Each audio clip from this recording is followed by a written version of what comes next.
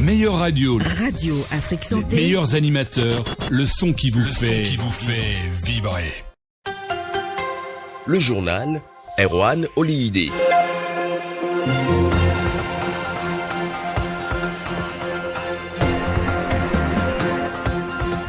Nous sommes vendredi 22 décembre 2023. Bonjour mesdames et messieurs, merci d'être au rendez-vous de l'information sur Radio Afrique Santé. À la une de l'actualité santé, l'Organisation mondiale de la santé OMS a officiellement ajouté le vaccin antipaludique R21 à sa liste de vaccins préqualifiés. C'est le deuxième vaccin antipaludique à être préqualifié par l'OMS. Dormir juste après le dîner peut augmenter le risque de survenue du cancer, déclare la nutritionniste diététiste Gloria Kwadonou. Vous la suivrez dans le développement. Nous nous intéressons aussi aux causes de la gastrite. C'est une inflammation de la muqueuse gastrique. La mauvaise alimentation peut en être la cause. Voilà pour les principaux titres de l'infosanté de ce vendredi sur votre web radio africaine, toujours en direct du studio Vincent Folli au Bénin. Le développement, c'est après ceci.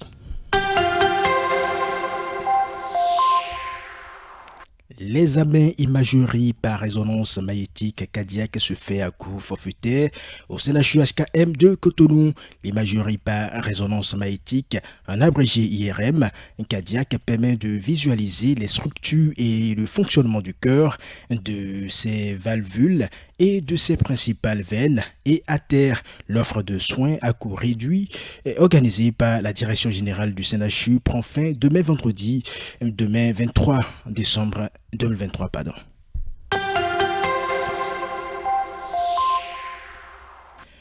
J'en parlais brièvement dans les titres, mesdames et messieurs. Pour des raisons de bien-être, il est conseillé de ne pas manger n'importe comment et surtout tard dans la nuit. Cependant, bon nombre de personnes ont fait du contraire une habitude. Quelles sont les attitudes adéquates pour une auto-éducation alimentaire et que faut-il faire pour apaiser sa faim?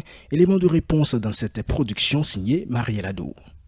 Nombreux sont-ils à ne pas avoir une habitude alimentaire saine. Il ne suffit pas uniquement de veiller à avoir un plat équilibré ou faire du sport pour dire qu'on entretient son organisme. Des études récentes ont montré que respecter certains horaires bien précis est loin d'être anodin pour la santé. Quelques citoyens béninois rencontrés dans la commune d'Abomey-Calavi partagent avec nous l'heure à laquelle ils prennent leur dîner.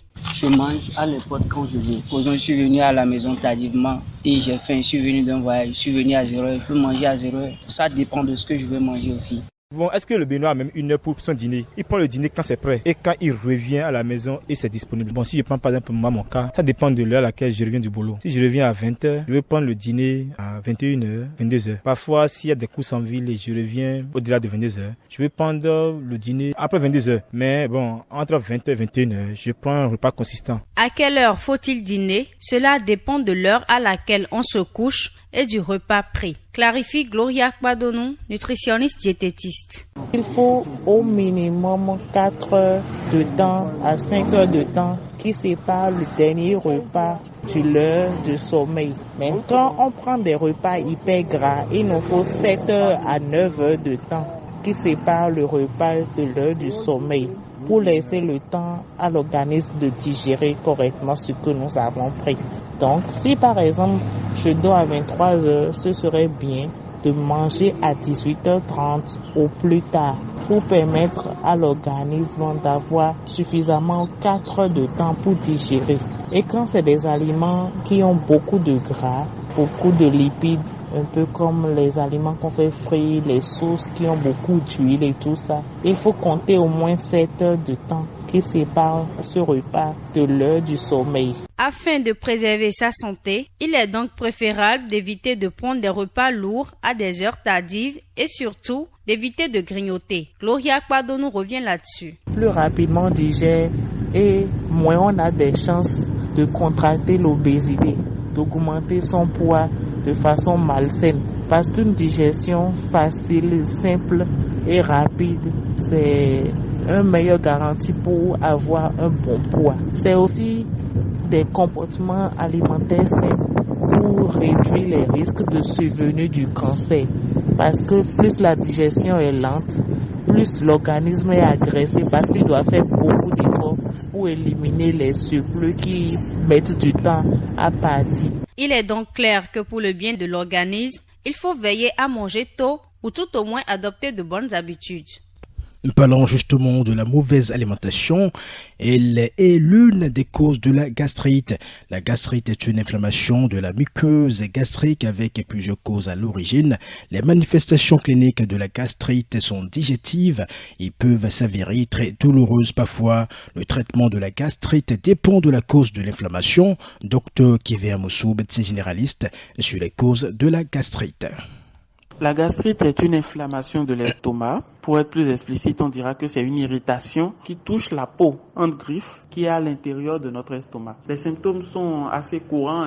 Il s'agit d'une sensation d'indigestion où vous mangez, vous sentez que vous n'avez pas totalement digéré ce que vous avez pris. Vous avez également des symptômes comme faim douloureuse ou une petite douleur à type de crampe abdominale. Vous pouvez également avoir des nausées et des vomissements. C'est l'ingestion d'aliments qui augmentent l'acidité de l'estomac, comme par exemple le café, la cola, le thé, le cacao, le chocolat, l'alcool également. Vous avez également les boissons, les jus de fruits à base d'agrumes comme le jus de citron, le jus de pamplemousse, les boissons gazeuses également. En dehors de ces aliments-là, vous avez également tous les aliments qui sont très très épicés qui peuvent augmenter l'acidité de l'estomac. Il y a également certains médicaments qui peuvent être à la base des gastrites, notamment les anti-inflammatoires comme l'aspirine, le diclofénac, l'ibuprofène. En dehors de ça, vous avez certaines infections bactériennes et virales qui peuvent également causer la gastrite. En dehors de ça, il y a le stress. Le stress est un élément important dans la production d'acide au niveau de l'estomac. Et quand on est très stressé également, on peut faire une gastrite. Les gastrites peuvent rester totalement asymptomatiques, mais on peut prévenir cette pathologie. Dr Kevin Amoussou, médecin généraliste, revient ici sur le mode de prévention de cette pathologie. La prévention repose sur l'éviction ou la réduction de la fréquence de consommation des aliments qu'on a cités plus haut, notamment l'alcool. Il faut vraiment faire attention à ne pas consommer trop souvent et de trop grandes quantités d'alcool. Éviter également les médicaments qu'on a cités plus haut et ne les prendre que sur prescription, parce que quand on va vous faire la prescription, on vous donnera également les conseils qui sont adaptés pour ne pas être victime d'une gastrite par la suite. Il faut éviter également de prendre des médicaments qui sont sur les marchés parce que les molécules que j'ai citées comme le diclofénac, l'ibuprofène peuvent se retrouver dans les médicaments qu'on retrouve sur les marchés, notamment les antidouleurs qu'on retrouve dans les médicaments du Nigeria comme Wimaladi, Socomol. Ce sont des médicaments qu'il faut éviter et ne prenez des médicaments que sur prescription. Prendre de la nourriture à des heures fixes et également d'améliorer votre régime alimentaire, de manger des repas un peu moins épicés et d'éviter la consommation des boissons gazeuses. Le traitement, c'est à la fois les mesures d'hygiène alimentaire et certains médicaments pour réduire l'acidité et protéger la paroi de l'estomac. On en vient à présent à cette bonne nouvelle dans la lutte contre le paludisme. Dans un communiqué de l'OMS rendu public hier jeudi, l'organisation indique avoir ajouté le vaccin antipaludique R21-M à sa liste de vaccins préqualifiés. Il s'agit du deuxième vaccin antipaludique à être préqualifié par l'OMS, une préqualification qui devrait améliorer l'accès au vaccin. Elle est en effet requise pour que l'UNICEF réalise ses achats de vaccins et pour que Gavi, l'Alliance du vaccin, en finance le déploiement. Pour rappel, le paludisme est une maladie transmise par les moustiques. Il est responsable de la mort de près de 500 000 décès chaque année. Donc, en Afrique, en 2022, au niveau mondial, on estime qu'il y a eu 249 millions de cas de paludisme. On ferme le registre en santé, on note ce fait divers avant de clore ce journal. Au Bénin, un homme tente de se ôter la vie pour soupçon d'adultère. La scène s'est produite vers 6 h du matin à Toba-Coinvé dans la commune d'Abomey-Calavi. La victime est un vitrier d'environ 30 ans. Il aurait constaté l'infidélité de sa femme et a jugé bon de se planter un poignard dans l'abdomen. Les sapeurs-pompiers alertés se sont présentés chez lui. Il a été retrouvé avec le couteau planté dans le ventre. Le vitrier a été conduit d'urgence à l'hôpital de zone d'Abomey-Calavi-Soava.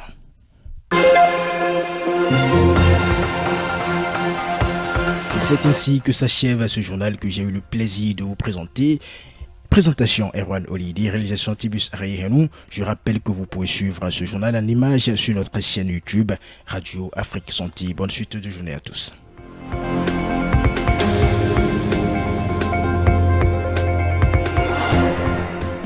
Mais oui, Guadji Lamont, et de Rodon Wekete, Dopo, et l'autre Radio Afrique Santé. Radio Afrique Santé. Et l'autre Rodo, l'amenano Gandji, si un parfait. Bon, nous, à la loto et rond, c'est à l'ocantoué, le Bozin, Play Store, vous avez téléchargé l'application et temps, à la Radio Afrique Santé. Bon, à l'auto, nous, à l'étole, Rebi Renou, Gambi Meo, à la Zin, à l'ocantoué, le Bonazin, mon camp, Google le temps, bon, à nous, www.radioafriquesanté.com. Monokpo, Bonadoto, nous a été l'émission et non bleu, nous y est, mais non, oui, d'accord, et ton salaire, le roi est tombé la bio, à rien, à l'époque, mon camp, je te bouton dit, mon camp, je te bouton dit, on a Radio Afrique Santé, à un moyen, les chickens.